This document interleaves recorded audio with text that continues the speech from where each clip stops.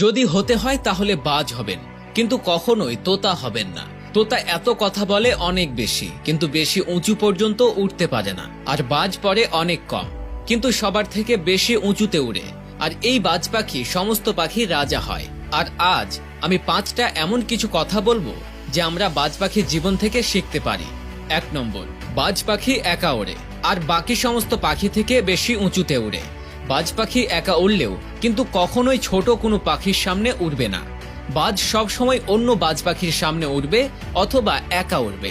আর এখান থেকে আমরা শিখতে পারি যে যারা ছোট চিন্তা করে তাদের থেকে দূরে থাকুন, বরং এক থাকুন, কারণ তাহলে আপনি নিজেকে জানতে পারবেন।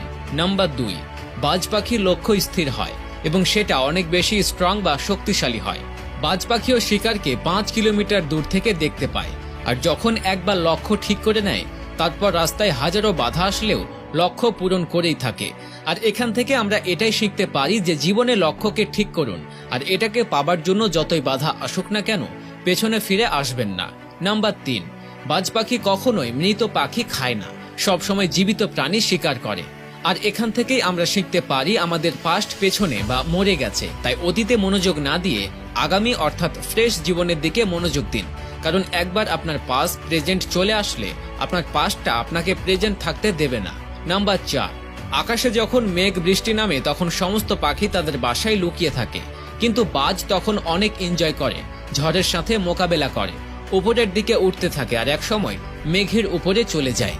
আর এখান থেকে আমরা শিখতে পারি যে সমস্যার মধ্যেও মজা খুঁজে বের করুন। নেপোলিয়ান হিল একবার বলেছিলেন, প্রতিটি সমস্যা সাথে করে একটি সুযোগ নিয়ে আসে, তাই বাজের মতো সুযোগকে চেনা শিখুন।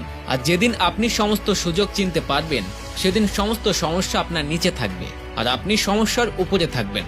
নাম্বার 5, বাজ পাখি বাসা থেকে নরম ঘাসগুলোকে বাইরে ফেলে দেয়, যাতে বাজ পাখির বাচ্চা বেশি আরাম না পায়।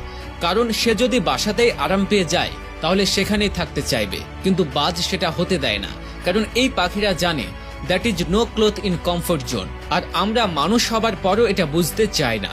আমি যত বেশি কমফোর্ট জোনে থাকবো তত আগামী জীবন বেশি আনকমফোর্টেবল হয়ে যাবে। তো বন্ধুরা, এই ছিল 5টি শিক্ষা যা আমরা একটি বাজ পাখির কাছ থেকে শিখতে পারি। তা দর্শক, বাজ পাখির এই যে চালচলন আপনার কাছে কেমন লেগেছে সেটা অবশ্যই কমেন্টে জানাবেন। আজ এ পর্যন্তই, আবারও আসবো নতুন নতুন সব তথ্য নিয়ে। সে পর্যন্ত সবাই ভালো থাকুন, সুস্থ থাকুন, আশরাফ টিভির সাথেই থাকুন। ধন্যবাদ।